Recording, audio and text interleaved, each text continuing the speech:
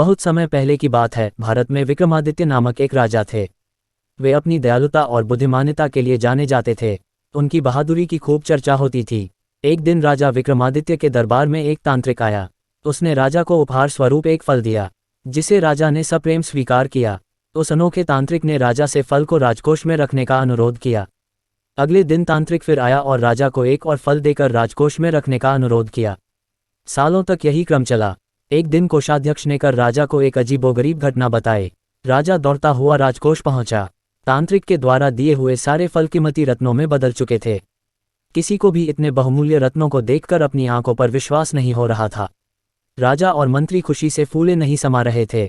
अगले दिन तांत्रिक फिर आया। राजा ने अपने सिंहासन से उठकर आदरपूर्वक सका नमन करते हुए कहा, महात्मा जी, आपने दरबार में पधार का हमारा तथा दरबार का मान बढ़ाया है। मुझे आशीर्वाद दें। बताइए मैं आपके लिए क्या कर सकता हूँ। तांत्रिक ने कहा, मेरा आशीर्वाद हमेशा तुम्हारे साथ है, पर हाँ, तुम मेरी एक मदद कर सकते हो। राजा विक्रमादित्य मदद मांगने वालों की हमेशा मदद करते थे। उसकी स्वीकृति पर तांत्रिक ने कहा, घने जंगलों में एक पीपल का पेड़ है, उस पर एक शव लटका हुआ है। मुझे देवी को प्रसन्न करने के लिए उस शव की बलि देनी है। उस जंगल में जाने से लोग डरते हैं। तुम्हें अमावस की रात को उस जंगल में अकेले ही जाना होगा। क्या तुम मेरे लिए उस शव को ला पाओगे? राजा अमावस्या की रात को जंगल के लिए निकल पड़े। काली अंधेरी रात थी। जंगल में गहरा अंधकार था, पर बिना विचलित हुए और बिना डरे राजा आगे बढ़ते गए। जंगल के बीच में वे पीपल के पेड़ के पास पहुंचे। पेड़ के चारों ओर कंकाल, खोपड़ी और हड्डियां जमीन पर बिखरी हुई थीं। पेड़ पर उल्टा लटका हुआ एक सफेद रंग का शव राजा को दिखाई दिया। राजा पेड़ पर चढ़ गए। उन्होंने शव को बड़ी तेजी से उतारा और नीचे उतर आए।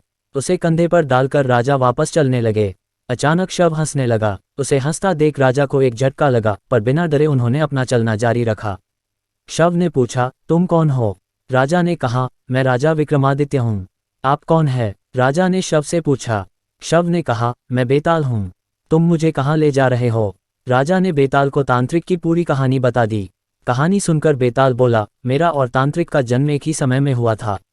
अगर तांत्रिक मुझे प्राप्त कर लेगा तो मुझे मारकर वह अपनी शक्ति बढ़ा लेगा और बाद में वह तुम्हें भी मार देगा। वह बहुत बड़ा धोखेबाज है।